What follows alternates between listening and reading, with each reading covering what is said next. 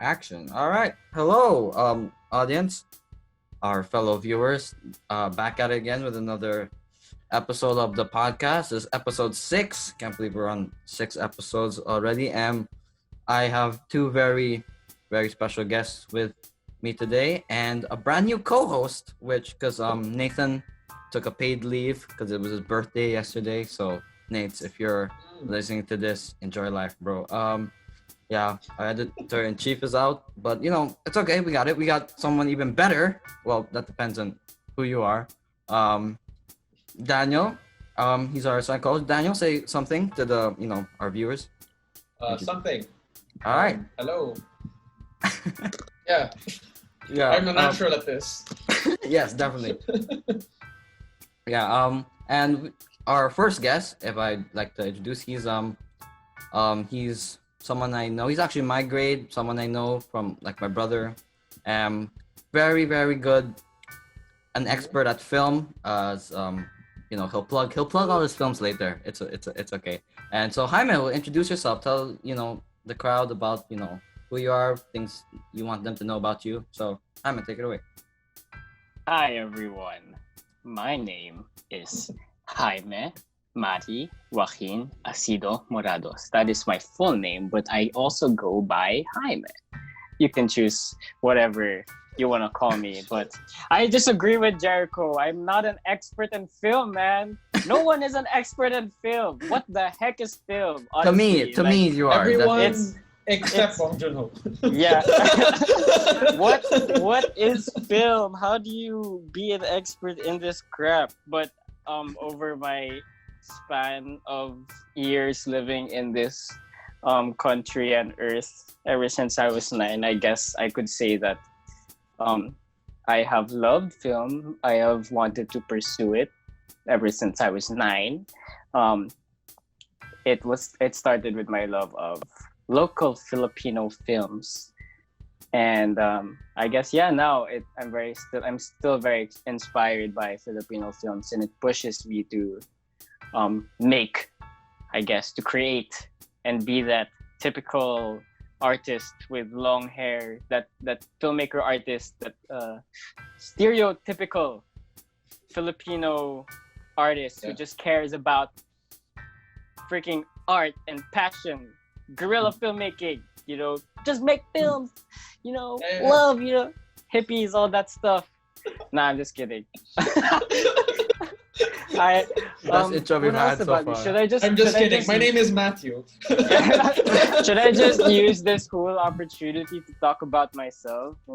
I think that's a great idea, right? You are a I special love guest. myself It's okay. that much, right? Yeah. Mm-hmm. Yeah, I have this film I made. It's called Parasite. But I went by the name Bong Joon-ho. Oh man. Yeah. You can speak English now. Wow. Yeah, dude. I mean, really I just well. hired an actor because I just he's hired a an hired actor actor. to represent me and all that stuff, because fame sucks, man. Like, you get all of these like paparazzi and you get all this cash which you don't really like need in life. Yeah. I also made this okay, no, like seriously. Okay, This is actually a toxic. good film idea. Like, Yeah. seriously. Make this. Okay, no, okay, for real now. Well, I consider myself a writer director. I've been working as that since, well, like, if I were to consider me actually being in the industry, I started when I was 15, 14. 14. I think 14. I made my first film being recognized at 14, and then I made the film I'm most known for now when I was 15 with Jericho's beloved brother Joshua D. He was with me in the shoot. We shot that 3 years ago, and we just finished its last film festival last week. The name of the film is Breakfast, the Three Siblings in English, but Almusal, ang Tatlong Magkakapatid in Filipino.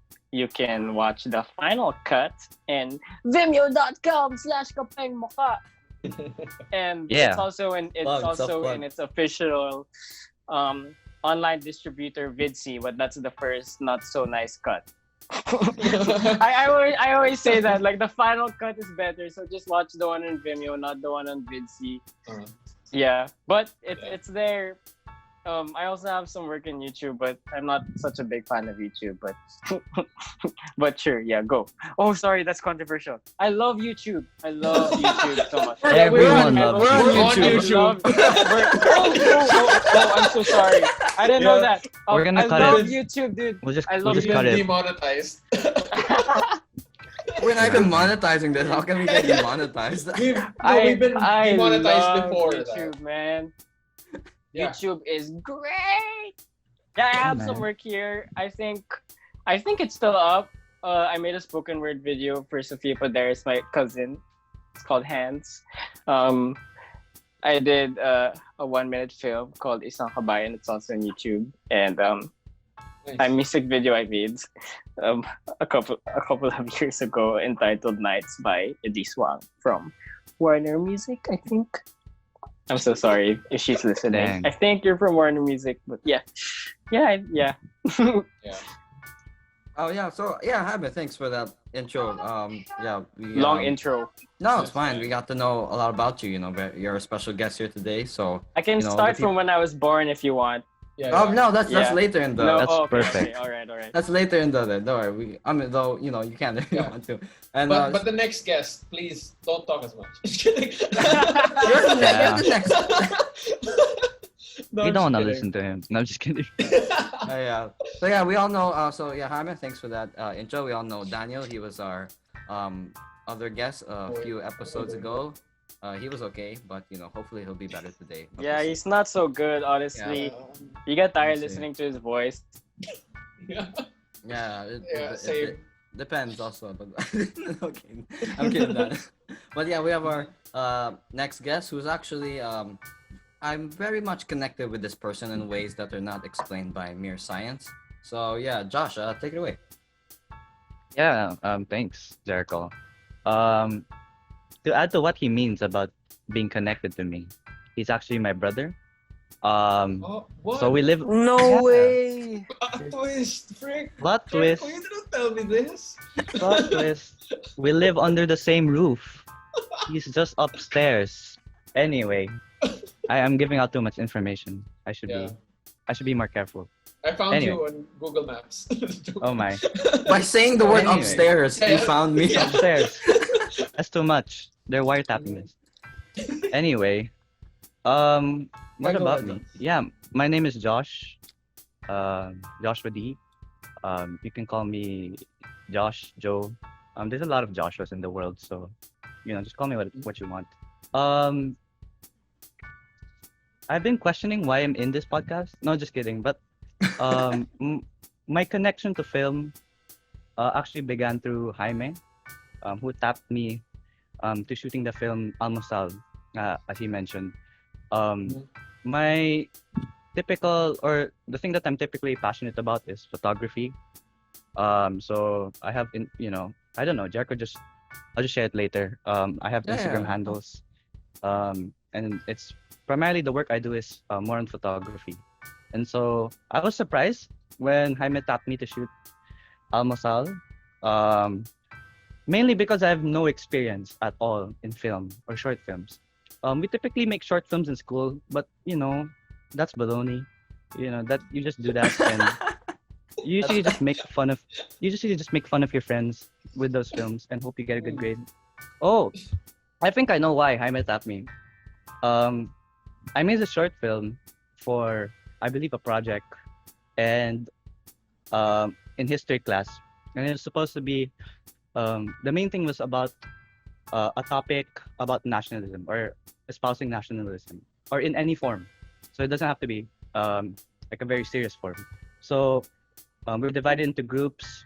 A lot of the groups made very sentimental, very serious, like patriotic, very moving films. But then our group decided to make something ridiculous, a satire called Bourgeois King, which is a twist on Burger King, except it's about the bourgeois and exploitation on labor. And so Very deep. it was insane. We threw burgers around the room. we had a good actor. He was crying. He was eating the burger from the floor. It was very weird, very experimental. As I use the word that kids use these days, experimental. It's experimental. So yeah, Hold I on. think Hold on. Yeah, go ahead. You made that? I made that. I You made that? I made that. I wrote I it. thought Luis made that. No, I did. I wrote it. I Oh. shot it. I directed it. It was Wow. yeah. I'll No, be because honest, I got you because you were handsome and free. Joke. Oh. I'm Yeah. kidding. He's not even in the film. Yeah. I wasn't in the He's- film. He's behind the camera. Maybe I was It's there the to calm optics the behind it. yeah. Yeah, I was go, there to Johnny. calm the cast. I was there to calm the cast. Anyway. Wow. No, Calm so the cast. I don't know. It was I enjoy working on projects with Jaime. So when we shot that, it was really interesting because it's my first experience. At the same time, we did that in how many hours? 5 hours? No, we Or- made that in 3 hours. We 3 shot that in hours. 3 We hours shot that- long. Three Yeah, hours. because you guys had to leave. Yeah. Yeah, and I only found out that day. Actually, I remember we were supposed to start at 11, but one of the actresses just woke Came up late. at 11. Oh. So we had to pick her up. And then when Sila Josh came with Fumi, who was our makeup and production designer, Yeah. they were like, "Oh, Wax, we have to leave in 3." So we had to shoot in 3 hours, and I had no budget to do another shooting day Yeah. because that was for me, that was the biggest cast at the time that I could handle because we were and crew. It was hard. I don't know It was. how did you feel shooting that in 3 hours with a lot of pressure. Yeah? Well, it was a bit tough because not only was I DOP, but I also had to get the set shots for each of the Yeah. characters. That was your main So, job, right? That was my main job, and then DOP is secondary because you were acting. So it was hard because I had to find in between scenes. I had to make sure that I could get enough material to shoot with. For the set shots. And at the same time, I had to watch the camera as well and make sure the compositions are alright. It was tough. I was tired, but then it was really fun because I don't know. For me, a lot of the things came out organically na lang. Yeah. Right. So we didn't really have a set thing to do actually, or it wasn't really on paper. Maybe it was, but then it's something that we had to improvise. So it was Yeah. fun, but it was tough. Josh's photos did not disappoint. I was Oh. super duper happy when I got the files. thank you. Except it took so long, dude. It did take I remember really it long. took 7 months. I was like, oh, come on. I want to see the photos already. It took long. Oh, wait, It took yeah. long. Oh, because Josh, you Guys, shot this it in is- film, diba? Yeah. I shot. This is the first Okay, yeah. project. This It's the is- first project I shot on film. Actually. This is turning to the official Almusal podcast as we deconstruct Oh my God. everything from the production, Yeah. Hey, The- I got you guys here. Anything goes. The Yeah, go ahead. official poster now, the one that's used when it's being promoted and stuff, is the photo that Josh took. It's really good. It's of the 3 siblings holding food, and it's a pretty good photo. Thank you, Josh. I think I didn't pay you enough, but we were very No, young, bro.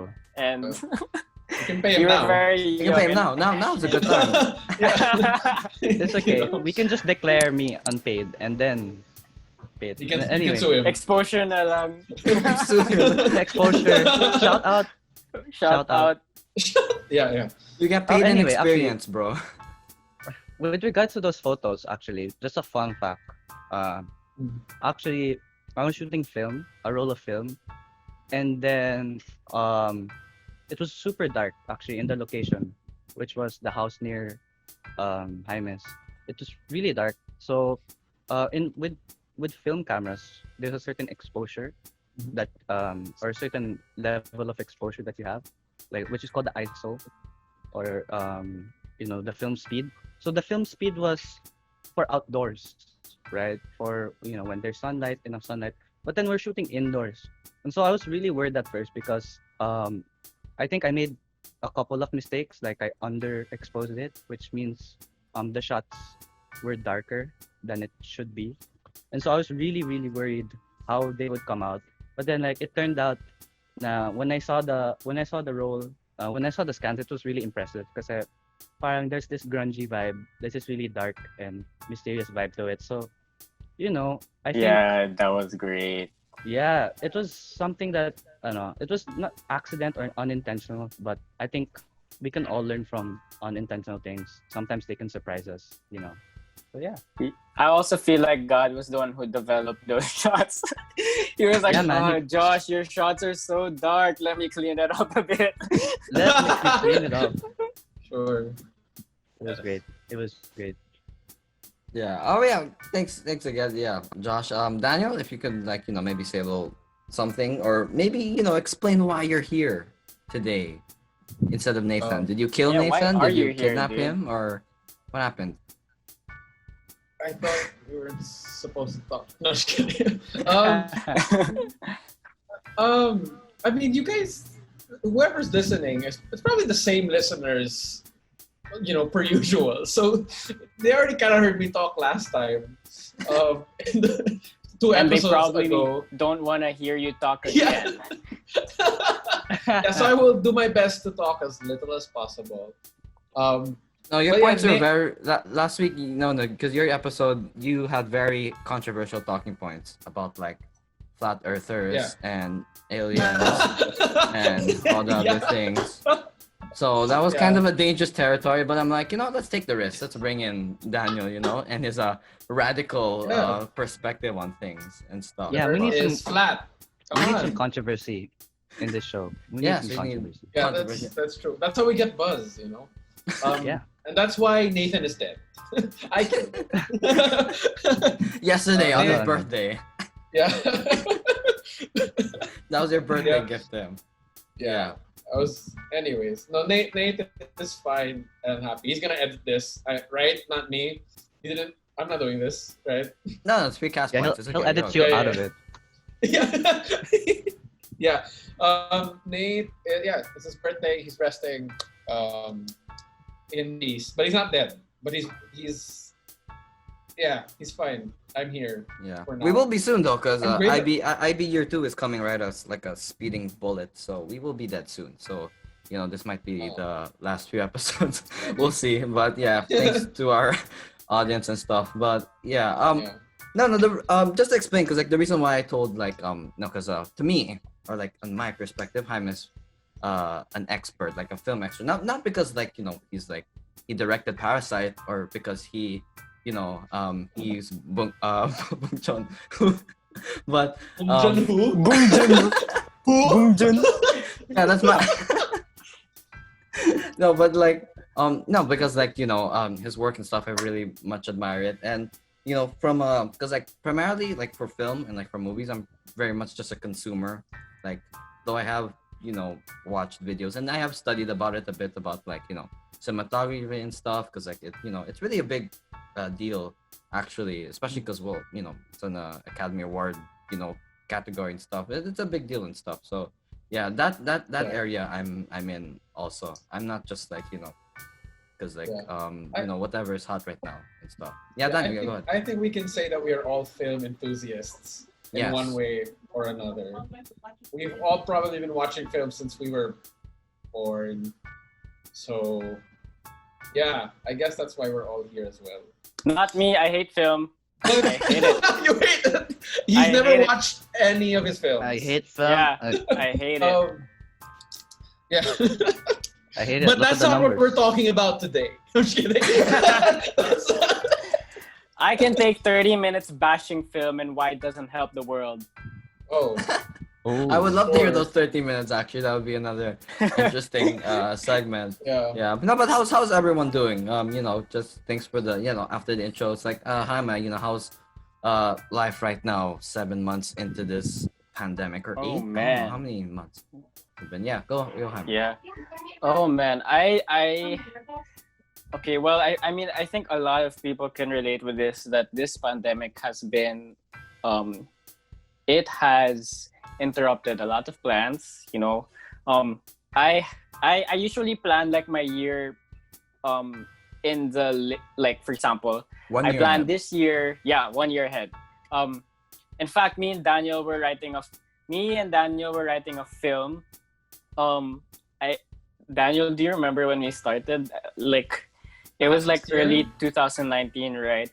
Or like mid 2019, and then we we were developing the script for a couple of months so that we can submit it to this festival for funding. Mm.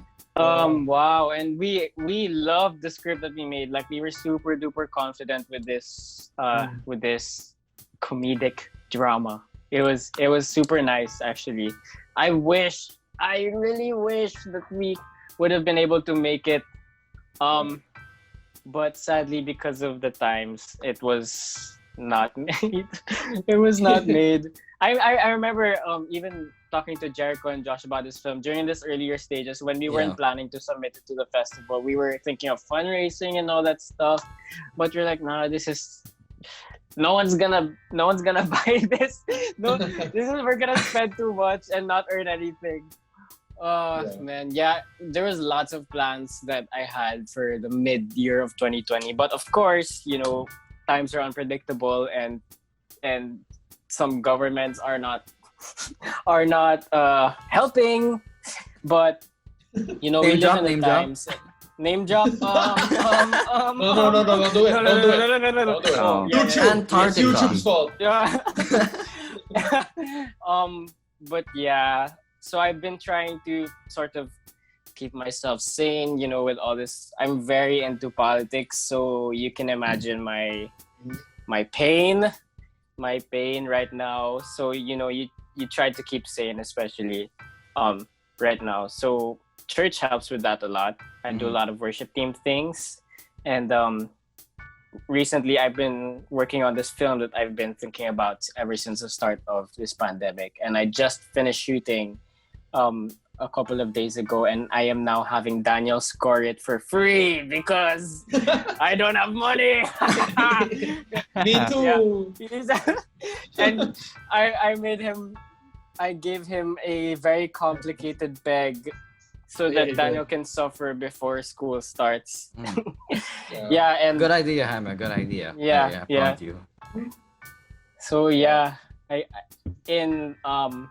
to summarize how I'm feeling, I'm sort of mourning for everyone, especially the country. At the same time, I'm trying to keep myself sane with coffee. Legit. Yes. This mug that Yes. oh frick, it spilled. This mug this I'll clean that up later. This mug I'm holding right now is my 5th cup this morning. Holy Because moly. It's not What? morning anymore. Oh, it's So not that morning. All right. Yeah. It's three. That's what coffee Yeah. does to your brain. Yeah. I'm sorry. I mean, I drink the same amount of water, but I really need this coffee. But I don't drink it for the effects of caffeine. I do it because it tastes so dang good. Black. Uh-huh. Pure black. Oh wow, really? You're Actually, better. you just nothing Yeah, on I it. just brewer or pour over, and then boom, you're good. Wow. Yeah, man. Depends on Coffee my lovers. mood. If you like fast coffee that tastes decent, I suggest this. This is not a sponsor. I am not endorsing them in any way. Though we wouldn't but mind sponsors, okay? Anyone, whoever's Yeah. listening, we wouldn't mind sponsors. If anyone happens to be connected to Nescafe, I drink a lot of Nescafe Gold. I don't know if you guys know that. Gold. It's like this Nescafe Gold. It's like Yeah. it's in this bottle that's like it's like instant black. It's like these little tiny pieces that if you put it in like hot water, it's black coffee now. So you don't have to like brew it. But then I don't drink it as black coffee. I put it in milk, like just cold milk. I put like 1 teaspoon and then just mix it, and it tastes like a good, decent iced coffee with no sugar. I don't put sugar in my coffee because that might hurt my my heart, and I might get too energetic. So that's when I might die if I put sugar in my coffee. You, Oh, Yeah. okay, nice. we'll take note of that. Yeah. Yeah. Well, actually, No, but yeah, also me during the quarantine, like actually, like just very briefly, not briefly, like, but not to the extent that, 5 cups in the morning. But yeah, I also got into coffee and stuff. But yeah, I'm kind of the opposite with you, Jaime, on that. Like, I really like sweet coffee. You know, I'm a pour like 5 cups of sugar. You're crazy, man. Yeah, He's a it's child. insane. Kanya-kanyang kape. It's pretty insane. Yeah, you should ask Kanyang-kanyang Josh. Like kape, when Josh watches me make like an espresso and stuff, it's just like a lot of Yeah, man. a lot of milk. You think it's a lot of milkshake? sugar. Yeah, it's like a milkshake even to that extent, like a coffee milkshake. It's really good. Yeah. Yeah, I see Josh now. He's been like thinking, is that coffee you're drinking or milk tea? No, it's milk tea. It's milk tea. Homemade? No, actually, I must confess. Confession time. No joke lang. It's powdered milk tea. Yeah. But then not the Nestle milk tea powdered, but it's a Malaysian type of milk tea. Ah. So it tastes really good. Yeah. I usually drink it hot, but then today I feel like drinking it cold. So That's Oh like yeah, that's also with me. Like I don't like hot coffee. Like I don't like hot coffee. Like it's already hot enough. It's already humid enough in the Philippines as is. So I always have cold coffee. Either like I put in the freezer for 10 minutes or just put ice. It's cold coffee for me. Like strictly cold coffee for me. Unless I live in like, Antarctica, I would have cold. But it's already hot. So like why have hot coffee, honestly? So that's just me about it. What about you, Daniel? Do you drink coffee or this is a long conversation about coffee. yeah. I think Daniel's more of like the Iced tea.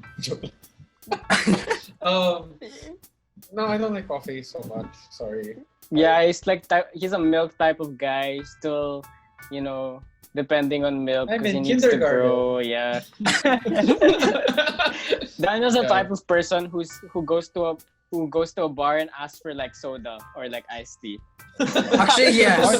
Or wait, sorry, not go to a bar at all. Yeah, I don't.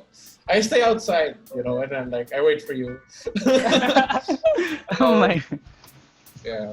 Yeah, no, because like I remember this one story. Like we went to your gig, guys. By the way, to our audience, these three guys, they're in a band called Gunita. What? Really? I Wait, didn't know or is that still? I'm not. Well, yes. Last time I checked, you guys were in a band. Gunita. Yeah. They're also really good with We're in a band? Did you know about that? I guess. I know, but you guys don't know. Right. I know, but you guys don't know. That's Maybe kinda we the were thing. told. Yeah. Voluntold. We've been performing in front of people? I thought that was just rehearsal. You hold your rehearsals in a bar at like 11 p.m. at night in front of people and stuff. No, I remember this one story with because Danny, we went to your gig, Route 196 and stuff. And Nice. they put the iced tea in like a glass that has San Miguel on it Yeah. and stuff. It was like so funny, and like it was a great way for Daniel to look like he was actually drinking, but no, he's not. No, none of us here are alcoholics, like officially. Maybe secretly, Not but yet. yes, yeah. Officially, Right, we're not. also, maybe so secretly. everyone knows, we're in a band and we wanted Jericho to be like our road manager. And in fact, Jericho has lied to get in the gig for free by saying that he's The a roadie. manager. Yeah. And We they were- were. They Yeah, got free. We went inside the gig and he was like, dude, I got in for free. He's like, huh, how? I said, I was your manager. I was like, what? So it's Yeah, official, I guess, according to Route 196. Yes, Or only there. officially- That trick only Yeah. works there. Yeah. No, but yeah. Yeah, you guys got. I mean, where do you guys? Do you guys have your songs online? I actually never checked. I only been to like the live versions of your, performances. Well, we You guys don't do have have. There's one online, but that was like made by just Luis, right? Yeah. I think it was just Luis who made that. So Yeah. maybe not. We're That's not that probably maybe not making, or maybe making plans to We're- record. I don't know. We I don't might know, man. be, But Maybe, not maybe. really. we could be. Yeah. It's We ought It's- to. We're It's- not Maybe. sure, but It's we disclosed, are sure. Yeah. but Yes. we might be able to talk about it. Yeah. Yeah. Most likely, but no. Kind of that's the summary of your Most situation likely, right now. but no, but yes, but probably not. Uh-huh. But of course we will. I both agree and disagree with what Jaime said. Yes. Sounds like my TOKSA. Yes. Then Our How would you RLS. Yeah. No. What about you, Josh? I mean, like we live in the same roof. We live under the same roof all the time. But like this quarantine house, it affected life. He's and deeply stuff. disturbed by you. I'm deeply Specifically. A lot of people are. miserable. That's kind of my niche, bro. That's kind of my thing. Yeah. That's your knack. That's You yeah. know? Yeah, go, Josh, aside from being on the same roof as Jericho, I would like to echo what Jaime said. Actually, it's a bit of a bummer. Kind of bummed out actually, and because of like interrupted plans, as he mentioned. While Jaime and Daniel were like constructing films, making scripts, or brainstorming, I was also brainstorming about a photography project I was supposed to take on the summer. Um, about mainly it's about many things, but then it's more about exposing or paying attention to um, our local landmarks. And so, but then like the quarantine, the pandemic has made it absolutely impossible, almost impossible to take pictures outside without the risk of dying or contracting, you know, COVID. Yeah. So really, like the means to which I take photos or to which I do my work and projects has been completely stripped off. Um, I guess taking photos indoors is an option, but I think it's really tough though. So yeah, a lot of interrupted plans. Um, yeah, it's really tough. Uh-huh. Yeah, Yeah. no, And no, also, bro. Yeah, I feel you. Yeah, Okay. it's actually that same vibe. Yeah, but go on, Josh. Yeah. yeah, I was also like helping out, as Jaime mentioned, with kind of more on the logistic side of, um, potential film releases. Mm. So, as mentioned, we're supposed to do some fundraising. So I had those things planned out, or we had like plans about having events, Yeah. doing fundraising events, doing promotionals, publishing stuff. But that didn't really turn out the way it was, due to the pandemic, and also due to the fact that there's a different direction that this film is going in. So Mm. yeah, aside from that, it's been hard to do photography without going outside. Primarily because I'm a documentary photographer mainly. So what's there to document at home except for Jericho? But you know what I mean. Yeah. Really tough. But then I need those photos. Is Jericho even worth documenting? Honestly, I don't know. That's a I'm ethical. undocumentable. I can threaten Oh. him with, maybe You can. Oh yeah, you can. if you have some weird photo. You can- I don't know. Never mind. stop Like a He- talking. like a he like a doesn't photo Stop hitman. talking. I'm a great blackmailer. I'm like, so you could give me your money, but up to you, man. That's how Your- it be as a thief. Your indecisiveness Yeah. makes Hold makes up, though. people pity you. Yeah, Anyway. that's true. But then, right now I've been planning on making probably a digital zine about the travel photos I have taken in a particular place or in Taiwan. Because we've been to Taiwan 4 years in a row, I think. Oh, So nice. yeah, so there's like a Flex, bunch of nah man, Yeah. not really. But it's really interesting because to gather all those photos and to put them in a zine. But at the same time, you have to pay attention to kind of what's happening in the world. So sometimes it's not sensitive, like it's a bit insensitive to release stuff while things are happening. I think Taiwan and Hong Kong had their legal battles, and continually, right now they've been having their battles Yeah. against mainland China. So those issues I think could be explored through art, through film, through photography. So Nice. Oh yeah. Taiwan's a very fun place to go. I miss traveling. To whoever whoever's listening who can travel now, go to Taiwan. Like, not now, but like, No, you know, don't Yeah, travel don't- now. not now, Take not that now. back, Jericho. Not now, like, don't travel in the now. future. That's like Yeah. In If the you're future. watching thing. this 3 years from now, Yes. go ahead. Yes. Or when you've had your vaccine, if you have early access to a coronavirus vaccine, go to Taiwan. Very, very fun place to go. Yeah. Yeah. No, we've had a conversation in our other podcast already, Daniel. But like, yeah, if you could give a brief recap, maybe like during the time we last talked or stuff, like how's Yeah. leading up to the school year and stuff, and preparing for life, quarantine life, Yeah. I guess. I'm trying to remember what I said last time so that I can hopefully not repeat everything. I think, but now that I remember it, I kind of feel bad because like Jaime and Josh are like, oh, it's kind of a bummer and all that. But I told you guys, I was like, dude, I'm having such a fun time in quarantine. oh my gosh, it's so fun. It is so fun. No, but I mean, it's a bit true. I mean, like, I like staying at home alone, and Yes. and I have one outlet, which is D&D, and that's all I need. So that I have a pretty balanced thing. But I think though this quarantine, I think everyone can kind of relate with this. It is forcing you to put like a mirror in front of yourself, reevaluate, self-evaluate. Yeah, it's an opportunity for like self-discovery and all that. So I think that's been really, I guess, relevant to my time at home.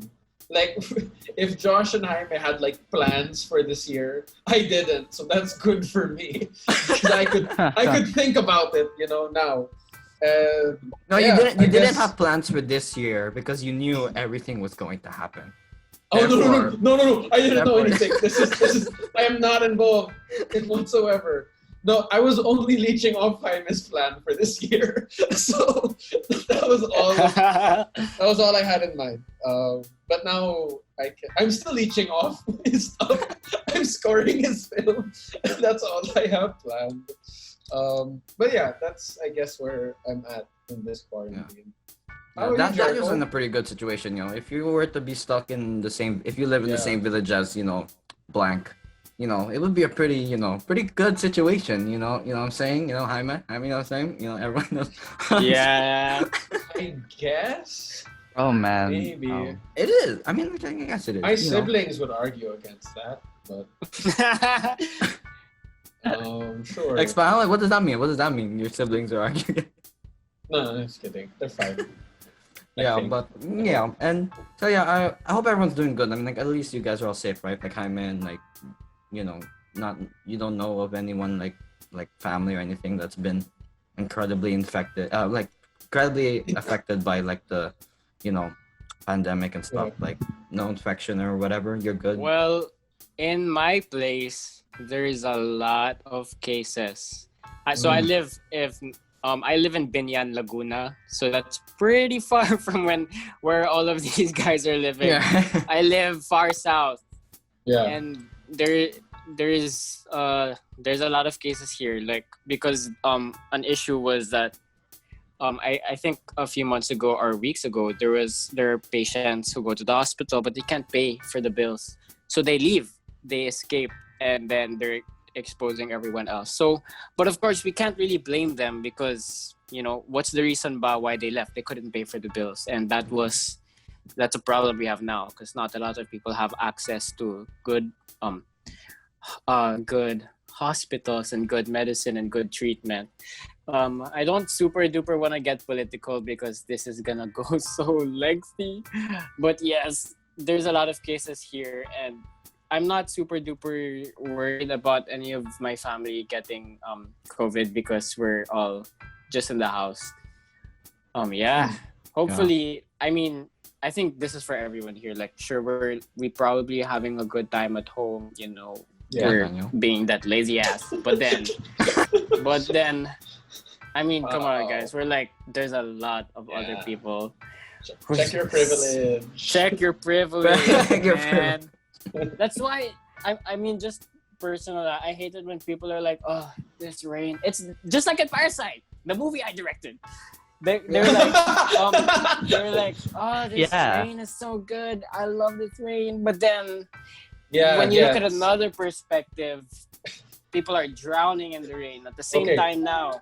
So, disclaimer for what I said. I feel bad also for all those who are affected. I truly do. I was just answering the question. Check your honestly. privilege, Daniel. I am. I'm sorry. No, but it's okay to totally like enjoy where we are now. It's okay to do that. Yeah, be But I guess- healthy. No, But no, also- we're not bashing on like you're enjoying it. We're Actually, not- more yeah, props to because- you because you're able to enjoy this time. Or Yeah, like not everyone's enjoy, but, like, suffering. yeah. You're able to like find the essence Optimism. of like, good things. Yeah. Yeah, All that. I think just to summarize that, let's just not be blind. You know what I mean? Yeah. Don't be blind, Yeah. man. That'd be Don't be woke. blind like No. those supporters. Hashtag stop wearing masks. No, just kidding. Yeah.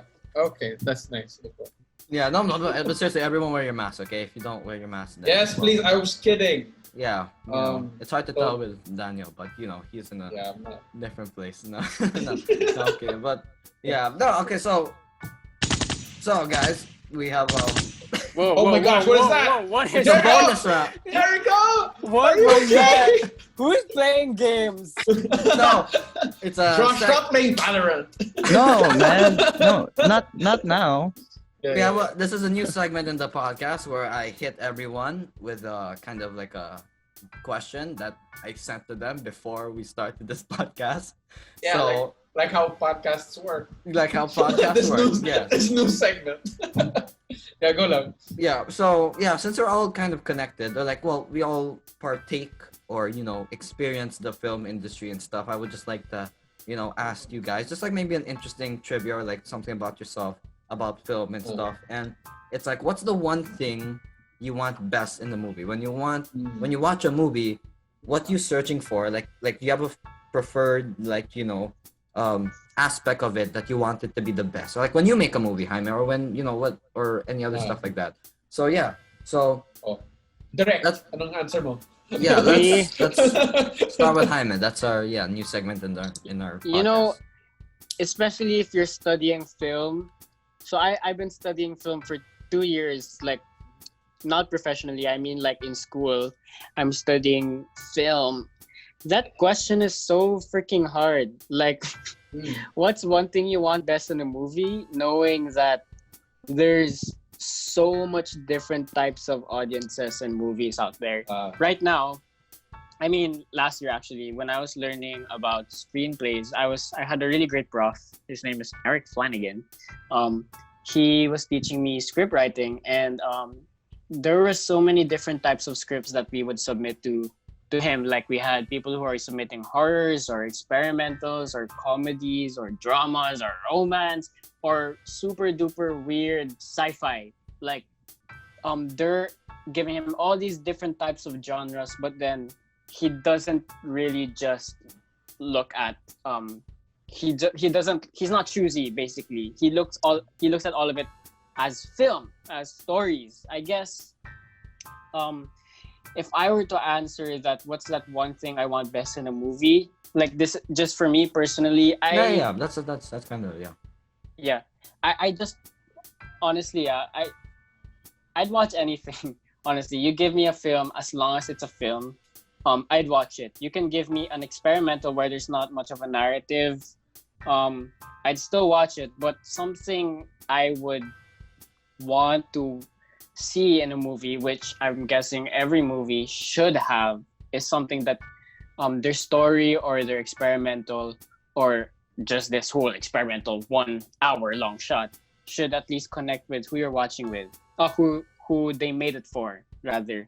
Because I mean, at the end of the day, you're writing a screenplay, you're writing a film, or doing it without a script. Some people do that.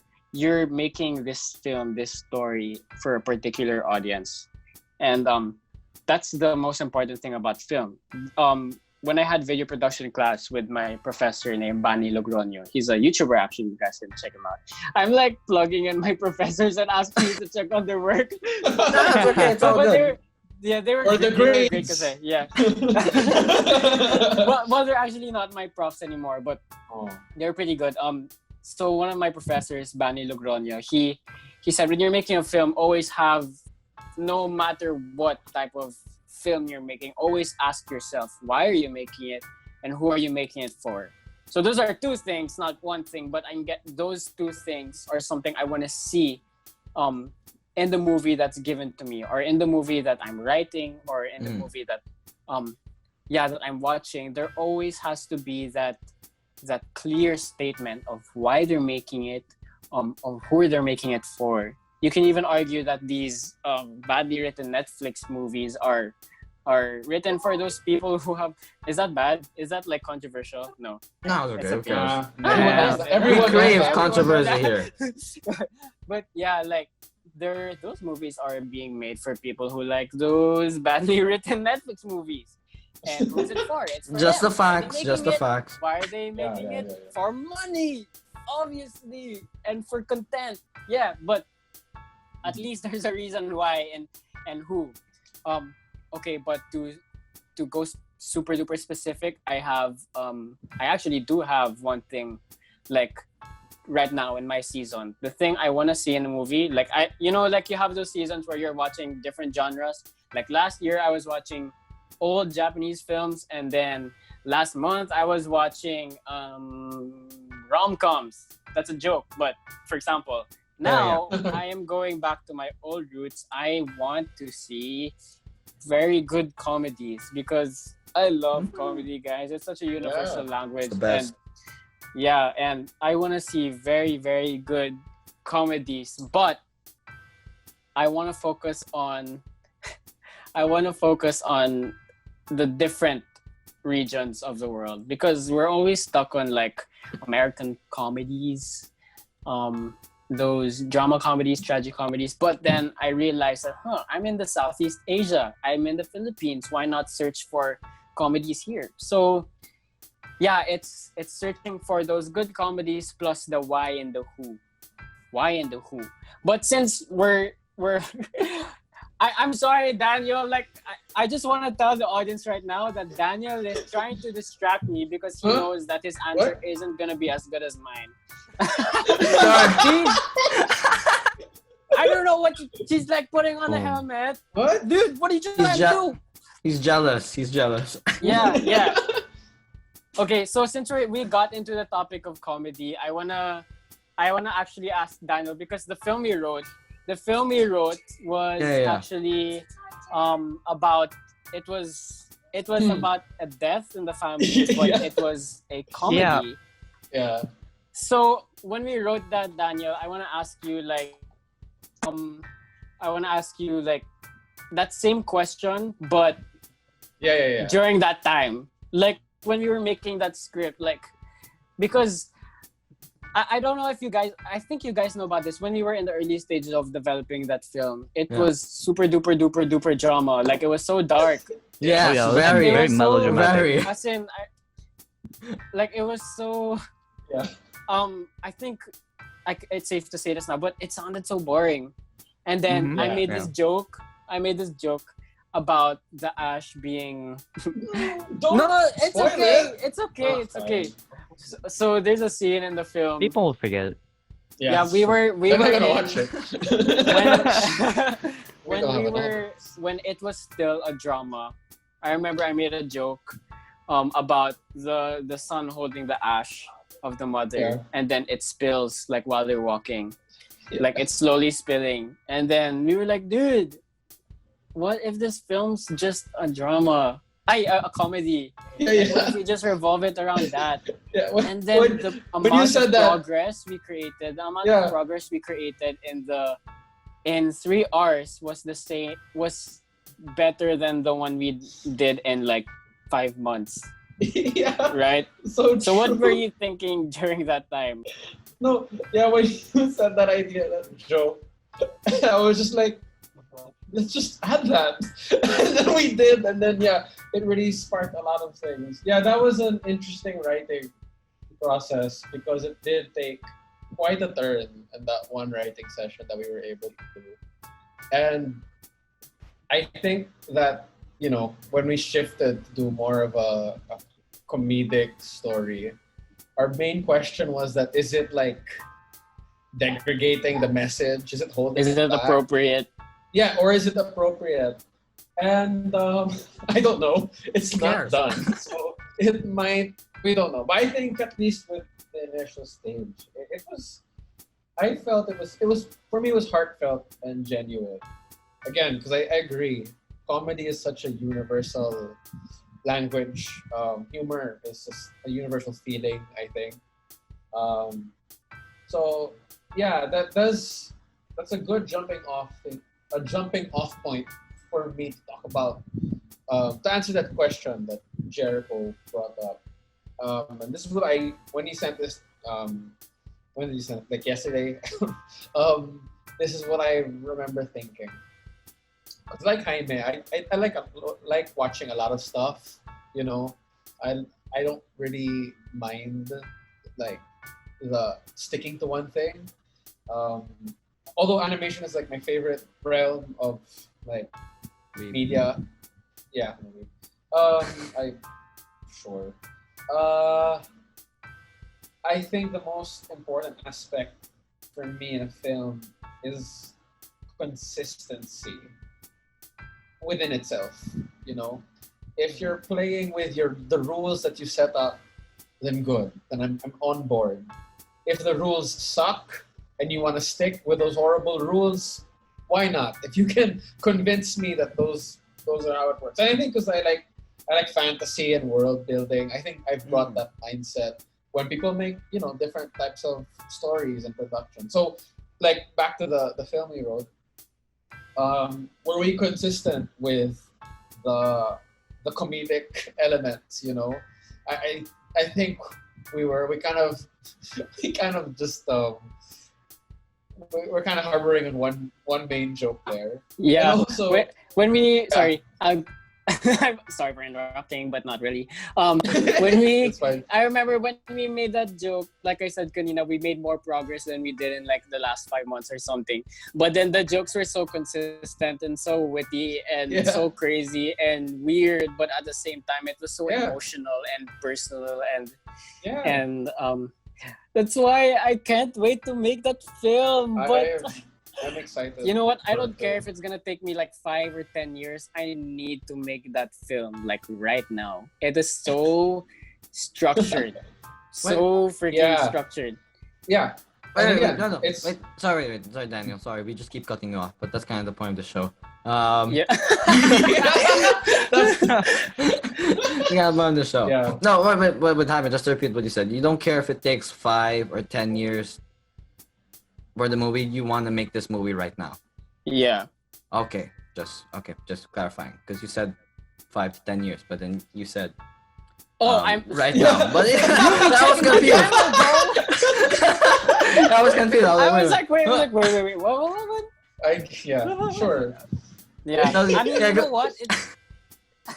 It's even possible that, like, for example, we don't get to make it in like the next 5 years. Like, what if someone sees like, oh, this is a great feature film? Oh, Oh. Sure. I have a Give us copy of the money. script. I have a copy of the script. So, like, if you guys forget, I'd I give will the definitely script bring to it up. Taika Do we have the- Waititi, and like, dude, can you make this? Yes, please? if Yeah, he dude. did. Oh man, Because he's our main peg. Yeah. For the ang whole- feeling natin, no? Fee. Who's tayo? It's like, what the- Yeah. Wait, no, Um, you're saying something. Yeah, go ahead. No, I mean, with all of what we're talking about, and I guess since you've been able to write it, that's what I've learned most about preparing for a film. Is it consistent with itself?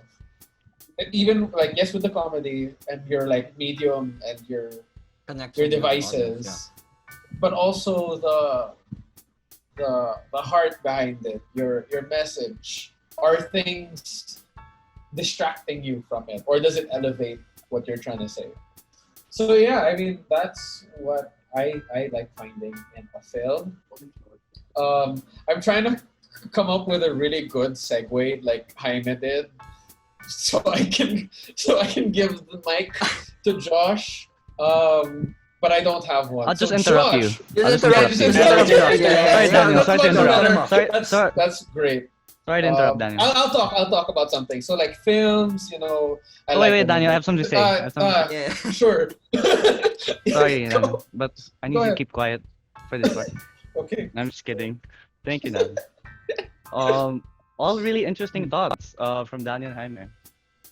Yeah, So of course. if I remember correctly, I'm this dumb guy. Oh, what's the question again? Or if I remember the question, it's about what do I want to see in the Yeah. film or something like that. What makes it important? Um, wow. Actually, I don't know. I'm speaking for myself, but I'm easily amused by films, or like I don't really stick to a particular genre. Like I can tolerate a lot of things in film. Yeah. Well, but that's just me. Um, so I watch like animation. I also watch Western live action, some Yeah. Eastern live action films also. So I can tolerate a lot. But then, um, I think the difference between like maybe what I find important from maybe Jaime's or even Daniel's is I tend to approach film from a narrative point of view rather than like a Mhm. super technical point of view. But then I think we all approach it in that way as well. But I think one of the most important things that I want to see in a film is, I guess, the worldview that it espouses. What do I mean by Mm. worldview? I think a lot of the films, or most films, are deeply, there's some deep or even shallow philosophy or um, morality that it like Mm. kind of brings up. So whether that be like a slice of Mm. life, um, you know, film or slice of life animation that brings about catharsis, or whether it's a rom-com or um, a detective, I think it all kind of brings together. It all packages a worldview. Like, what does it say about the world? What does it say about the human experience? What does it say about society? And I think that's kind of similar Mm. to what Jaime mentioned about who is it for and why are you making it. So those things are actually answered by the type of worldview that is generated by the film. I'm Mm. typically fascinated by films that kind of challenge certain conventions, like maybe the convention of time. Yeah. Not necessarily time travel, but then the way can bend time, or we can bend realities, or Mm. it could be even as simple as redefining what makes things mundane, which a lot of slice of life animes really do, redefining what's mundane or really changing Mm. our perspective about the ordinary things that happen. So I'm a Yeah. fan of like that's the thing I typically notice the most is the worldview. Like, what does it say about our experience as human beings, and what does it say about kind of like our relationship with one another and our relationship to this world that we're in. Yeah. So yeah, um I think that's important, worldviews, right? Mm. Yeah, yeah, good answer. Yeah, thanks for sharing. Yeah, guys. Yeah, Jaime and like Daniel and Josh and stuff. I'm a little more, not really say basic, but just because because Daniel and because I feel like to an extent Daniel, Jaime, and Josh can approach it with like more of a creator. What? Okay, creator's point of view. Because like Daniel's worked on Jaime with a script, and Jaime's made movies, and Josh has been part of a movie. Me, I've been purely just a consumer of film. I mean, I like to really intake whatever I can because I just really love the medium and how it can share stories and how it can connect with people, like Jaime said and stuff. But if there's one thing that I really want in the movie that's going to be the best, like one aspect that's going to be the best, it really is for me acting. It really just the performance. That's just me, because like I feel Yeah. like if a person can really embody a role of a character that's been created by someone in a room where they wrote everything and he's able to embody that, it's just really fun to watch. And like it's really amazing to watch where you don't even know, you feel like this person, or you feel like this character in the movie is just really um is just really embodying everything that the movie's about, like his role and stuff. I just really like that. That's just me. Like I'm such a big actor, actress guy, performance person, because I feel like you Mm. can have a good script, you can have consistency, and you can have the connection. Mm. But for a consumer, for me, um, it won't be able to touch me as much if who I'm watching, because obviously in the movie you have a cast and characters. Who I'm watching, it's just dull, or like you don't seem like believable. Like if a character is going through something, but it's being acted out in such a weird way, or like in a way that doesn't feel natural, um or doesn't feel real. And just for me, it's just hard to watch. For me, it's just hard to watch. Like those really bad movies, or and also like as Jaime said, Netflix movies that they make nowadays. I don't know. Like I'm not. But I have not no all. shit. Okay. Not all. There are good Not all. ones. Not all. Marriage Story is Marriage amazing. Story is the best. Arguably the But best that's not Netflix really- movie. Not really an original though, right?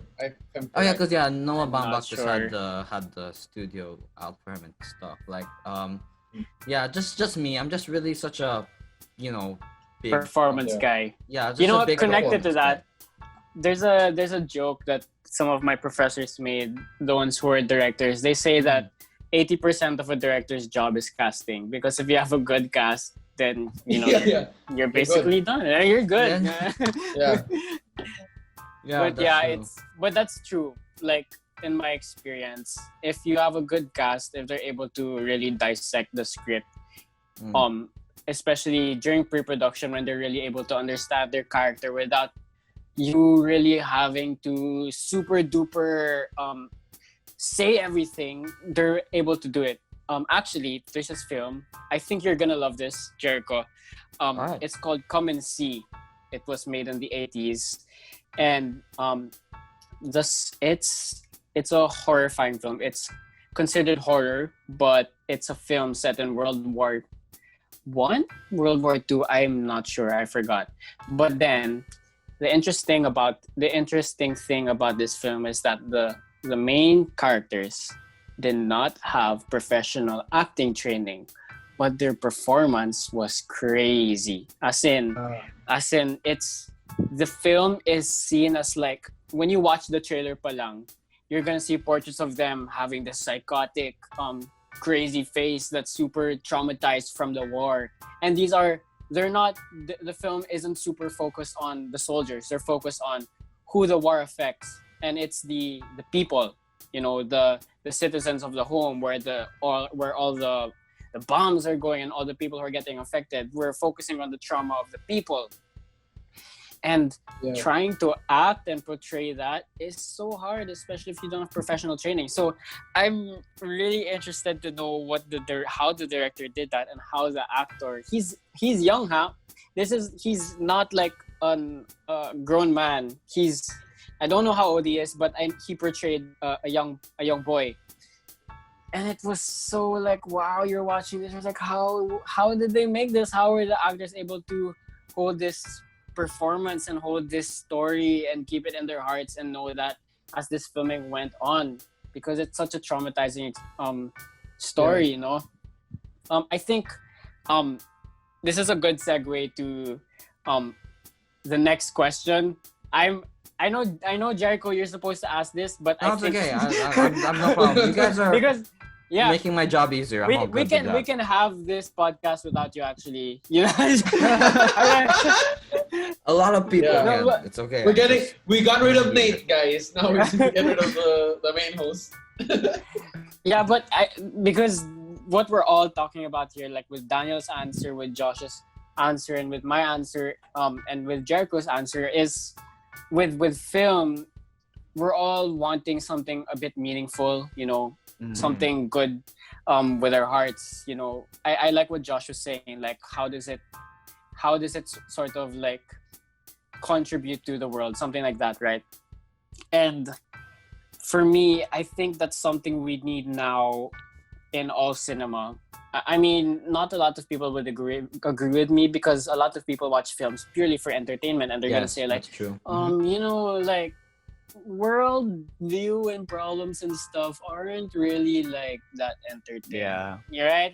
Yeah. But I can super duper argue against that, because if you're creative, if you really want to share meaningful, purposeful information in your art, you're gonna find a way to do it. That's true. That's definitely yeah. Yes. And I'd use obviously I'd use Taika Waititi as as an example of this because he's making very very approachable movies that I feel like it's the audience of his films are very like it's big. Like a lot of Yeah. people can watch it. I can make my dad watch it. I can make my lolo watch it. In fact, I watched Jojo Rabbit with my lolo.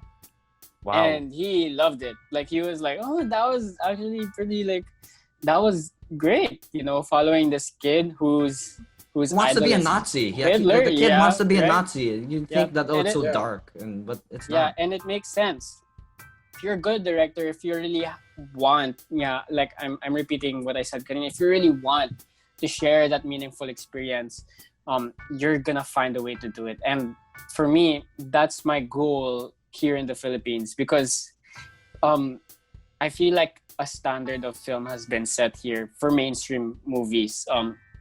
I don't really super go against these films that are that are very fastly made and the comedy isn't so good and even the standard of the film is like they set the standard low for mainstream movies here.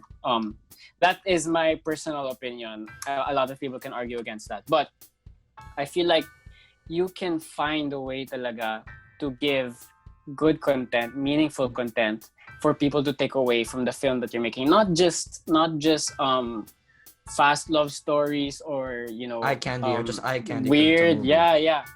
A good example of a meaningful movie. I forgot the title, but it's that Filipino film with Catherine Bernardo and Alvin Richards. I hate myself for Oh. forgetting the title. It's the highest grossed film na here I think in the Philippines. But it's a mainstream movie, but they tackled OFWs. They had a love story, which is what people go to the movie to. That's why people go to the movie to see Catherine Bernardo and Alden Richards, a new love team. But then when you watch it, you're like, oh, this is the struggles of the OFW, right? Yeah. Mm. Yeah, but the director was able to capture the people's attention, but at the same time, they were able to think outside of the box and share this meaningful message that everyone loved. So it is possible to make movies like this. It could be a comedy, a drama, or romance, but if you really want to, if your heart says so, then you will do your best to make something like that. So that's something I really want to happen here in the Philippines because I'm so tired of seeing these forgive me for my adjectives, but I'm so tired of seeing these meaningless films that just they don't really say that much stuff. It's just there and easily forgettable. But I'm actually happy now that there's since everything is going digital, sort of happy, not super happy because I'm the type of guy who likes to show films in cinemas. Like that's a Yeah. part of the experience. But then Yeah. because of the new platform, people are being exposed to more decent Filipino films. And I'm grateful for that. But I a part of me hopes that we don't stay like this forever because still going to the cinema and being in a film festival that's like having your film shown in cinemas is still a very different experience. It feels more I want to go back to those times, but stay safe, Yeah. But so, yeah. I wonder if you guys agree with me on that, like about films having more meaningful stories and a purpose to it. It's the same thing like what I said earlier na what's that one thing you want in a movie and it's why and who, right? Mhm. So I'm wondering what you guys think about that. Yeah, yes, definitely. I do. I very much agree with that. Especially in the Philippines where like the whole point is to make content, not exactly make good content. As long as it brings in, revenue or buzz or whatever, it's as long as it can show in cinemas, that's kind of it. And stuff. And that's kind of that's the business side of the film and stuff. But it's really different when you can connect to your audience in a way that not makes them feel better about themselves, not because that's not always what films do, but also makes them think about their impact or like the movie's impact on them and how would that affect they see the world and stuff. I very much agree with that. I think there's a way you can do it. I feel like especially I'm basing this off of like probably Western cinema or like Hollywood. You know, there are a lot of movies that really just don't take that leap or like that jump with like their film. Like I watch a lot of films, and I've always see that they could like it tackles like an issue or it tackles like something, and I feel like it's just missing something. Like they didn't take that risk to be like, oh, we're talking about this, but our movie is still able to still be a very fun, entertaining movie. They played it safe in that regard and stuff. Um, Yeah. there is a resurgence recently also, hopefully, well, in the Philippines, I hope it's continued, and in Hollywood, I hope they start as well. But an example that I want to give, and I mentioned this in a previous podcast, is like BoJack Horseman.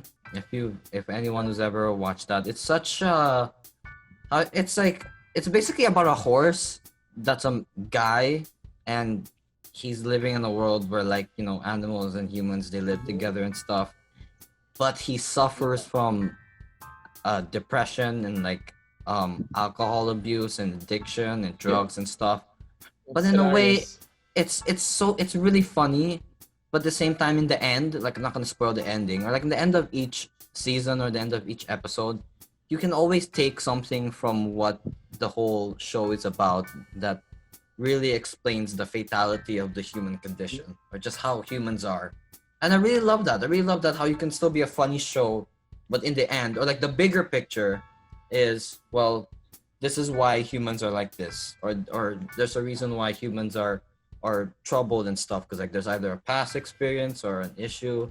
And Daniel's very distracting, and I wish I didn't invite him on the show.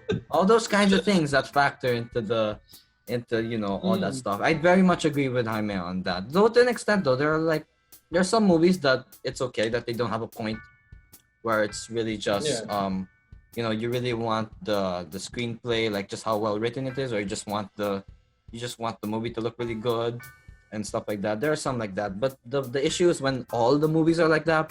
That's when there's a line. Like you can have this much amount of that movies, but at the same time you gotta create something more impactful and stuff. So yeah, what about you, Daniel? What do you think about what Jaime just said? Also, like our second talking point, which Jaime really well transitioned into. I Great think segue.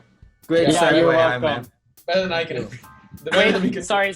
The film is called Hello, Love, Goodbye. Hello, love, goodbye. Alden okay. Richards and Catherine Bernardo. It's a I need to check pretty that. good mainstream film. And I'm then checking out again, Come and I'd See also first. say I'm gonna like check out yeah. Come and See first. I'd also like to say rin pala na, I mean, I think I said this kanina, but then there has been an improvement in Philippine cinema. But Yeah. it's still in its early stages, I guess, because we just got into, we're still growing. I mean, Yeah. digital cinema started how many years ago lang, and everyone's making films now. So That's good. yeah, I mean, Yeah. there's a lot to learn pa rin. Yeah, go Daniel. Yeah, sure. First, I may be distracting you, but I'm listening to everything you guys are saying. Yeah. I promise you. I really find it fascinating what you guys are illustrating. Like, I agree, this turn in talking about, discussions that need to, because, like Josh was kind of pointing out, you can have discussions through film and through stories without talking, with them directly. And that's why it's such a good medium to talk about, like, issues like that you guys described a while ago. And I'm glad that those are especially being discussed in the mainstream. Whatever value that holds. One side comment lang is I think though, like, old Filipino movies are the best. They're so fun to watch. When you go to the barbershop and they're just playing them on the screen. I love those. Yes, they're just they're so funny. And I don't know, I like the old aesthetic of film, Oh yeah. I love that. And the old Filipino films also had those. So, but I digress. Yeah, I agree with you guys are saying. But for me, one thing, I guess go in a bit of a different direction. Because I Go I ahead. love film for those discussions, but I also love it for its escapism. I think a lot of people have that feeling also. I really love being taken to new places and to new worlds, real or unreal. To just Yeah. kind of realize, like, to relax one way, and also maybe to just learn about other people as well. So I guess there's a certain discussion there. So for me, one thing I am excited for, with film and media, is, well, first, all the new techniques that are being developed for otherworldly stories to be discussed and to make a lot of it. I really am excited for that. I mean, like I said a while ago, animation is my favorite realm of storytelling.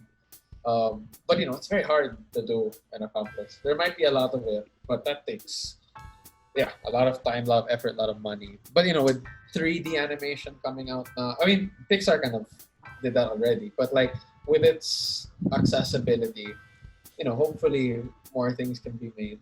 And aside from that, you're right, with the digital age and with like Netflix and streaming services, it's going to be nice to see like global content at this scale, and let everyone kind of have a voice, because right now it's truly just the United States, I guess Europe, some areas of Europe, I guess the UK, and Hong Kong and Japan that give the most content globally. But hopefully through this new digital age, more people can add their You voice. forgot Korea. Korea now, that's true. Yeah, man, South- don't But disrespect. Korea, South Korea. South Korea. the saying though, South Korea has been able to do that because of this new digital age as well. They've been able to spread their content through that. So hopefully we can, like for example, Netflix is gonna create this animated series called 13, and it's based on Yo, Trece Becajo, Yeah. Balicismo. by Oh, man. that graphic novel. and they're making- I'm such a big fan. Yes, it's gonna come out on Netflix. That's amazing. I'm Can't wait. excited. I just found that out yesterday, and I was like, "Oh, what? Oh, that's gonna be so cool." So yeah, like That's great. that's what I'm excited. Yeah, just since we have better technology, more films can be made and with better quality and better accessibility. I guess that's what I'm excited for globally. How about you? Oh, Wait, sorry. I'm- I'm gonna Interrupt I talk a Daniel lot, part. and that's Interrupt me. Daniel. Um, We should have an interrupt Daniel counter. Like Nate, when you edit this, when you edit this, just put up a counter Yeah, what of up? how many Yeah. times we've interrupted Daniel. So it's like, Yeah. Yeah. ding. So just make Nate, you're in charge of that. Yeah, go, Jaime. All right, so I'm sort of personally gonna I'm not as excited for this digital age with everyone making Yes. films. I mean, I'm sorry, but like my scare is that since everyone is making films, this is just me being my negative side. It's that if there's so much people making films, and this is so bad of me to say, but like I feel like there's gonna be an imbalance of what content is important. Like yesterday, no, not yesterday, like 2-3 days ago, my professor was talking about which platform you should use when you're when you're gonna post a film. He was like Vimeo, blah blah, because it's more for like short films and blah blah, because that's where the filmmakers watch. Because if you post on YouTube, that cat who is dancing is gonna have like 1 million views, while the film you worked so hard on, you That's like 5. had blood and sweat and tears and really made, so you had so much effort to put in that film, has like 200 views. There's that imbalance of content, and of course I'm not against these cat videos, because kanya-kanyang content. Kanya-kanya I guess kape. that's just my worry with film Yes. being so easy to make right now, because before it's so hard to make a film. Getting the film rolls, like I don't know what you call those. I'm that young. Getting those just to have that camera is so expensive already, and you couldn't afford to have like that much takes, because it's you're limited, no? Unlike now, where all you have to do is delete or it you can just make a film with your phone, and that's great. But yeah, it really just depends on the person, on their heart, and what content they're making. But of course, that's going back to that "what do you hope for" question. I won't expound because I took so much time. Now it's Josh. Yeah, Josh. It's all good. It's all good. Actually, I think this is an interesting question for Josh because Josh shoots film photography, no? And I remember we'd have discussions on like digital photography The versus popularity. film photography. Yeah. And those people who try to imitate film photography by using film photo filters, no? Filters, blah blah blah. It's yeah. Like it destroys that authenticity and that patience that you have shooting film photography. So I think when this with the question like what do you hope for in film, I think when Josh is gonna answer this, I think it'd be interesting to know also like in terms of photography, since you're the one who's super in line with that here. Yeah, for sure. Yeah, go ahead. Josh. Take it away, bro. I think there are 3 levels that I want to address, like from the question, because we went in very good directions. So number 1, I think what Jaime said about kind of like the importance of meaning in film. Second, which Danny raised, which is like escapism. What's the place of escapism? And the third, which is like the medium, like film photography, like being in the digital age, like being able to create, have access to films and all that. So I'll try to address those 3 levels as briefly, but as as best as I can. So I think first of all, I really agree with Jaime in the sense that I think we need to be able to at least when you look at the landscape of the Filipino film industry, I think we need to create more space for meaningful films. And what does that mean? Meaningful films. Actually, it's really interesting because when you look at music videos, there seems to be a lot more profound messages there, or a lot more stronger messages, and very, what do you call that? A lot of social, cultural concepts come in music videos. I'll give an example, which is related to Hello, Love, Goodbye, about the OFWs. If you guys watch J.K. Labajo's Sampaguita music video, yes, I really like that one. Yes. It also dealt with like I believe a real life story about someone, an OFW coming home and being stabbed to death and left somewhere. So they kind of like constructed the narrative behind that. And like when you look at that, like I'm so sorry, wait lang. When you look at that, when you look at like the cinematography, obviously the music, and kind of like the narrative that it takes you, like it's really profound and it's really strong. And the fact that J.K. Labajo and Glock 9 contributed to that, like they collaborated for that, it makes it like kind of available to a wider audience, or like of people who enjoy Glock 9 or J.K. Labajo, which actually they're both mainstream. So another example is Bullet Dumas, obviously. Especially his music videos, a lot more experimental. Pero you can see, nandun pa rin yung, like this really strong message, like this really powerful, resounding idea about our culture and about our history, the way we view our identity. So, I think with regards to that, there are some films naman, obviously, that appear here that has that same awareness to like society, or that has that same kind of it offers something to Filipinos. Like a lot of Cinema Malaya films actually, or a few of them, most of them actually like talk a lot about social issues, cultural issues. But I think really film is really tied closely to social hegemony. Like a lot of the mainstream films are there to kind of subdue their audiences, to subdue like the majority of Filipinos, right?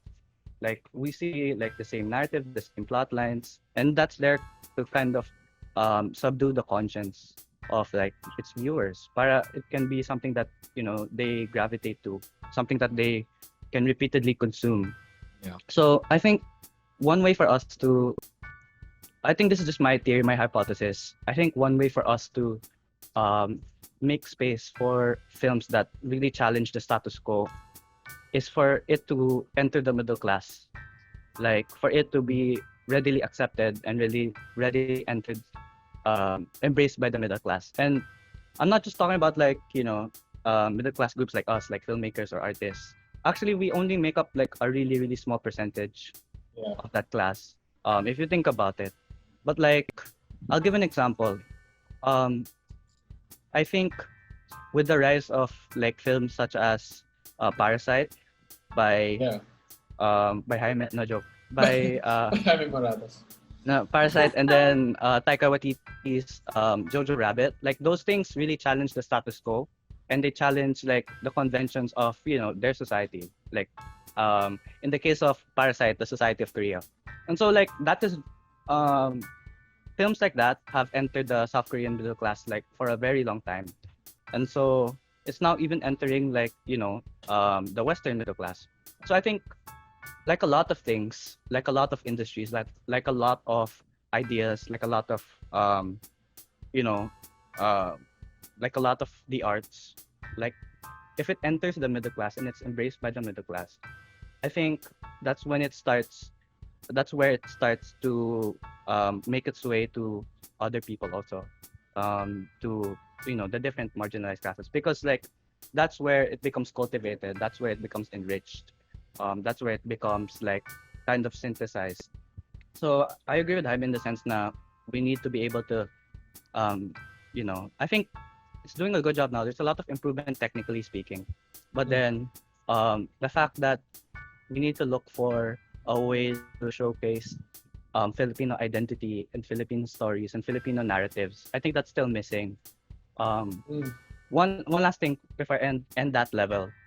Wait, I hope this is not gonna be long, but like, imagine like, middle class Filipinos for like 90% of their lives watching Western films, right? Primarily consuming Western films with kind of Western urban settings, Western ideas, Western fantasies, Western tropes, right? Imagine if they try to bring that to Filipinos, to like ordinary Filipinos. There's going to be a disconnect, and people won't be able to understand it. So we have to be able to find a way to kind of understand the Filipino setting, like what kind of settings do we live in, what kind of urban settings, what kind of rural settings can we portray. So I think that supports my point on why it's important for um, the middle class to kind of contribute to that kind of space and that realm. So yun, I think the second level naman with yung escapism, I actually agree. Like I also agree with Daniel because I think there's also a space and a purpose for films that have like a value, have like an escapism to them, to be able to escape from reality. I think that's why that's like one of the hidden intentions, or like the internal intrinsic intentions for us to consume art, right? To be able to kind of escape from the grind of reality. But like there's always for me, I believe that escapism is not always ano, it's not always um produce ignorance. Like there's a difference between like ignorant escapism, Yeah. like escapism, than the escapism that is actually meaningful. I'll give an example. I recently watched this film in Netflix. I don't know if you guys watched it.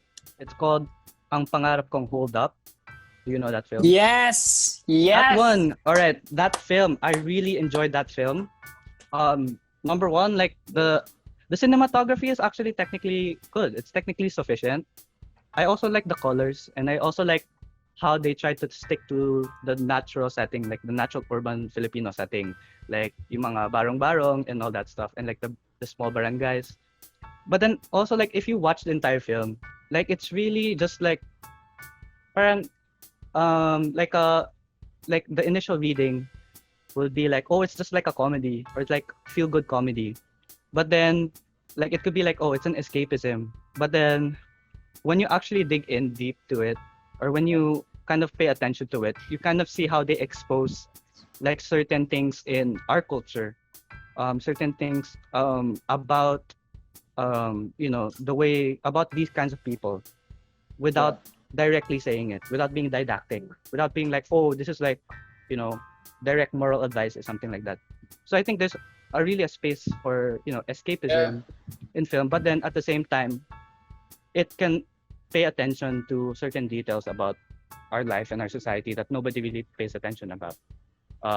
So I recommend that you watch that film because it's really interesting. Because it's also satire. It's satire. Like while it's comedy, um, it's mainly satire. So there. Last level. You know, wait, I'm almost sorry. go That lang, go film, lang. I'm gonna interrupt you. That film was Yes. having trouble getting slots in the cinemas when it was done, Oh and really? a lot of the director, the actors, the actresses were really like, we need to get this film shown, and then when it gets shown, it gets like an R16 rating, so no one's gonna watch that, because Mm, right. But then yeah, when they yeah. put it on Netflix, right, it was one of the most watched Filipino films. So Yeah, they it is. proved those distributors and cinemas wrong. Yeah, yeah. Yeah. It's really parang because it's also explicit like in a way, but like it's no different from like other Western films. Also, it's no different from like Taika's kind of it's Yeah. very similar in the vulgarity. The last level, I think, which is um like I can't really say much about filmmaking in the digital age or in the pandemic age, but I can talk about like one of the issues that I had before, which is like the the growing popularity of film photography, like in the recent years. Yeah. So like I don't want to sound mean or anything, but like I think with people shooting film photography a lot, like shooting film a lot, I think right now there seems to be an oversaturation of film photographers or even photographers in general. Kasi nga, di ba, social media has made everyone, influencers, and it has made everyone photographers, it has made everyone musicians and all that stuff. So it's really just like I agree with like there's an oversaturation talaga, in my opinion.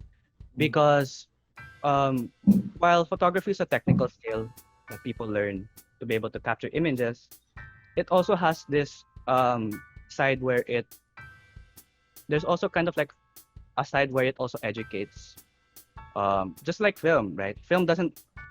There's a difference between video and a film. Like a video just captures, something, like something plainly. But like film, there's like a message to it, or there's a hidden narrative to it. It tells a story, whether overtly or covertly. So the same thing with photography. There's a difference between images and there's a difference between photographs. And I think that people blur the line between the two so readily and so easily that it becomes hard to distinguish what is meaningful. Like what is meaningful photography, right? It's like pictures of dogs. Is it meaningful photography? So that's kind of like the dilemma of art right now, the dilemma of photography right now. What makes it meaningful? But I think I don't really have a problem with people shooting or being, trying to learn photography. But then, I ask them like, and I go back to the question, who's it for and why are you doing it? So function and purpose talaga. I think that's something that's missing in a lot of the photography that I see, because while nga it's aesthetically pleasing, it doesn't really say something about who we are. But then that's another complicated line, because who says what in film, who says what in art, or who says what in photography, who has the authority to say that? But then I think just to end this my super long segment, I really think that shooting film, like compared to digital, there's really a craft to it, and there's really a respect that comes in, and a discipline that comes in to be able to shoot the kind of images that film photographers shoot, and to kind of cheat that by digitally manipulating images to look a certain way. It kind of like diminishes, or it kind of like disrespects those who have paved the entry to photography, or have paved the entry to the art. So, and at the same time, why are you doing it? Like, why? A lot of shooting film is about respecting your relationship with your subject. But if you're just doing it digitally, obviously that becomes different. That becomes blurred. So It's for likes, yeah, yun lang. So that's it. Yeah. I think Yeah. to sort of add to what Josh has said, if you want your work to be remembered, honestly, you'd really have to think about why you're doing it and who is it for. and then with your art, you have to know how to implement it properly. Because if you're just taking, for example, film photos of just random stuff that aren't really, there's no, Yeah. if you're just shooting like that, you post it and then it's just in your feed. It's not that memorable. Same thing with film. If you're just doing something for something that isn't really meaningful, it's easily forgotten. That's my sort of that's Belief. how I see film. Yeah. Like, what are the movies that we remember from the past that are really like great? These masterpieces were made for a reason, and they have their audiences, and there's a reason why they made it, and that's why now we remember it. So I feel like it's already in our consciousness that we search for things that are meaningful. And I hope that people sort of they dig deep in that heart of everyone, because I'm very sure that it exists in everyone right now. Yeah. Hey, thanks for that. Yes, Jaime and Josh. So Sorry, thanks. it's so long. No problem. Actually, I'm actually kind of relieved to a sense that this is an episode where I don't talk as much, because the point is to have the special guests come in and talk and stuff. It's hard to transition and be a host and stuff. So thanks. Whoa. Whoa, virtual audience. Where did that Yes. come from? Whoa. Virtual Yes. audience. It's his whole Technology. family. They're behind. They're behind me. Is that- They're They've behind is been that me. waiting. We Is queued that them up. from the Lazada or something? That Yeah, box? bro, I Is it got that? a soundboard, dude. It's pretty cool. It's for this podcast, because I think I'm going in this direction. But yes, I'm very much also, just to add a little bit to what Josh has said. That's true, because in film and photography, especially with photography, everyone thinks just because they have an Instagram feed and they can post pictures, they're immediately like a photographer or something, like the good angles and stuff. And it kind of blurs the line between, like, when photography, yes, again, I really like what Josh has said about your relationship with your subject and what you see in it and what you're able to take out of it in the aspects, the technical aspect, or even like the narrative aspect of taking a photo. I very much agree with that, and hopefully we can be in a better place with, like, with how people approach that when things go back to normal. But yeah, before we end, I just want to run this by you, because I'm a sports guy as well, as much as I am a film guy. And there's with sports and stuff, they're doing this thing called like a bubble concept, where, like, because in the NBA they have people in the NBA, there's no more fans, there's no more stadium, no one goes to Los Angeles to play the Lakers, no one goes to New York to play the Knicks. They're all yeah yes, definitely. And they're all in Orlando right now, in Disneyland, playing the rest of their games, so that there's limited infection, no one goes out, no one's got it. No, seriously, they're in Disneyland and stuff. I think, just me, I envision, like, perhaps the future of movies being similar to that, where we bubble, where we put people, like, in a place, just a very isolated place, where that's where you shoot the movie, and then if you go somewhere else, then that will be the next bubble. No one can go in, no one can go out, and stuff like that. And that thought interests me, because I was up at like 3 a.m. probably thinking about this. And I just want to know, just like a quick answer from you guys. What do you think of that? Like, if Jaime, the only way you could film like your next film with Daniel, I'm not sure if I'm able to say the title in this podcast, but it's okay. Maybe next time. What do you like? Even if you do have the funds, is that something that's Is this for the production? Yeah, like the production of it, the production of a movie. Like, you bubble everyone. Oh. Everyone has their own place. Everyone's in the set area. There's hotels nearby, but that's the only. They're only limited to that area, Well, and that's where they film. That's where they stay. All the other stuff. There's a lot technical behind it, but I'm just thinking maybe the future of cinema or the future of filmmaking could be in that direction. Just a quick answer, or maybe Daniel. Yes, please. yeah. I mean, well, first, that's how some films are already kind of done. They really rent out one area, and those are for really big films, like Oh yeah, okay. like the Batman, the Michael Keaton one.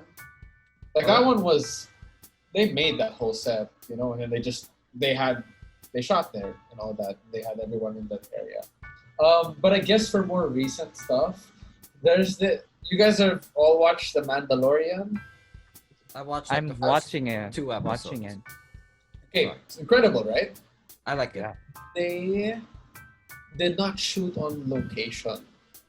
Like there's this new technology where they'll have like an LED dome, right? Yeah, and then it Oh, follows okay, the yeah, yeah, yeah. camera. Yeah. So that's I'm guessing that's one of the ways I can envision how certain film productions can be done, especially in live action. Yeah. Especially in such a Um, large scale, yeah. Oh, Yeah, well, but it's really small actually because it's just an LED stage. It's just a sound stage, but it looks Okay, really okay. nice because the LED is like high quality and all that. So yeah, I find that fascinating as well. And I guess motion capture is a new thing as well, but who knows how effective that is. Yeah, we'll see. Yeah. Um, Yeah, Jaime, what about you? Yeah. Just The traditionalist. the I'm concept. so sorry, guys, but I do not agree with that. I mean, sure, I think it's in the future, like treating the Mandalorian that way. That's great. It depends on the intentions of the director. Yeah, gets. But especially for me, especially since we live in the Philippines, where you can maximize your. I mean, not now, obviously. Don't travel now, but like a part of showing Philippine culture for me is showing the place. You know, I mean, you can say like, you can isolate yourself and shoot this film in like the mountains. That's great. But there are some stories where they really need to branch out and show different stories in this place and in that place. Yes. It's most likely there in the future where you're gonna shoot in one place only. In fact, I think most of you know this, but then I shot my own film here just in the house, but then it's set in different parts.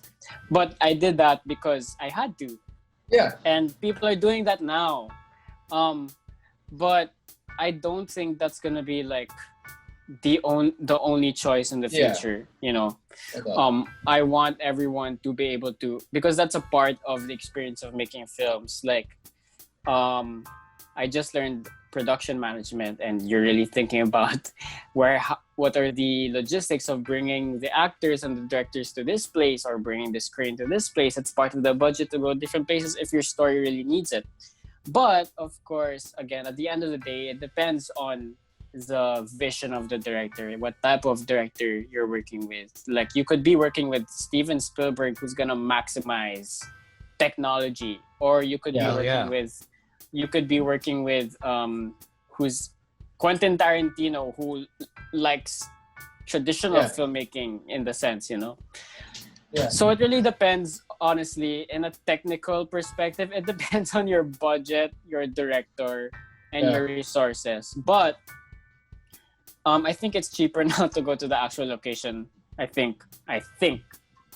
Not sure. I'm not super duper sure. I think it depends on what you're filming. But yeah, I'm one of the people who wants to go to different locations and shoot there. But of course, I won't leave out, you know, just shooting in one place, because that's all of my films have been shot in just one location. Yep. Yeah. In like a few hours. Yeah. But like, sorry, I but agree. like with, for example, Daniel, with the script we made, I interrupted you again, but that's great. Yeah. There's more Yeah. count. Yeah. Yeah, with add the film that the we toe, made. add to the toe.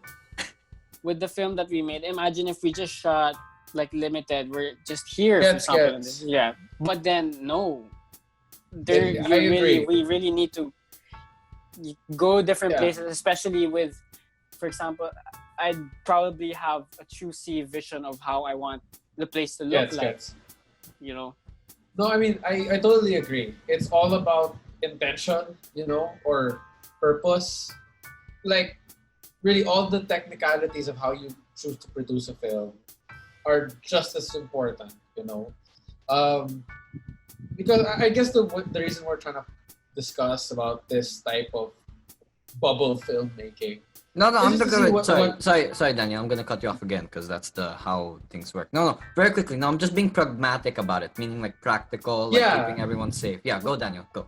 No, so I get that, but I was also envisioning it as a more of another technical like opportunity. Rather, I don't think we're gonna be stuck in that type of system. But there's just a lot of like even Parasite was shot in a soundstage, which is incredible, by the way. Oh yeah, I saw Like, that video. That was The insane. way that That was yeah, amazing. so it's just I didn't realize that you were talking about it in that sense. That we'll all be stuck at home still. Which I bet But you yeah, enjoy. yeah, like maybe animation could be like that, sort of. We don't know, but yeah, that's Yeah. my thoughts on that. Yeah, so, yeah, that was very quick, yeah, but it's okay. So, yeah, thanks again. Yeah, guys, you guys made very much good points and stuff. I really like this conversation, so it's better than just, other things that don't make sense. And yeah, I understand that part with like with issues and stuff about what Jaime said before about like, how world problems and stuff that's like, ruining people's lives needs to be more focused on like in entertainment. Which obviously that's kind of a good medium to use. It's actually a perfect medium, like just to use, your platform to just do good or like to spread awareness Yeah. and messages and stuff. And I hope that the direction of our cinema, the direction of our photography and film, it's gonna be more meaningful. Especially when, like we had this quarantine, we had this pandemic. I hope people realize what's really important and how to make an impact. I hope when we go back to Yeah. normal, not everyone's the same, horrible, because we're all horrible people, but like not everyone's just as horrible before and stuff, because we're all flawed and stuff. And I really hope, I hope you guys, stay safe again. Thanks again for the I'll try. time for this, I won't. you thanks for taking the time again. Jaime, Josh, Daniel, Yeah, filling in man. for the now deceased Nates and stuff. Hope to see you guys soon. Josh, I'll probably see you when I exit this room. See you in dinner. Yeah, Yeah, see you in dinner. Yeah, In dinner. stay safe, guys. Our audience, check out Jaime's stuff. Someone I really look up to in terms of like creating content and stuff, because like he's very much a genius to me and stuff. Daniel as well. I think they had an EP. I Less think, of a genius. less of a That's a genius. genius. Not so genius. But less of a genius, but Yeah. still that still counts. I think like This is yeah. I'll link their EP. Well, it's Luis's EP, but they were on it Yeah. and stuff, and I'll link it and Again, stuff. I leech off of everyone's genius. Yes, that's That's Daniel for you. Steve Jobs never wrote code, guys. He was just the face of the operation. So, yeah. That's true. Also, yeah, Josh's stuff, like his photography, his account and stuff. I'll put all of that in there. You guys have been very helpful. It was a very long episode, but at the same time very productive, very meaningful. I hope you guys stay safe. And Nate, you're gonna have to cut this into 2 parts. So good luck with that, bro. That's my that's our birthday gift to you. So Yeah, Happy yeah, birthday. Gonna end the recording in 3, 2, 1.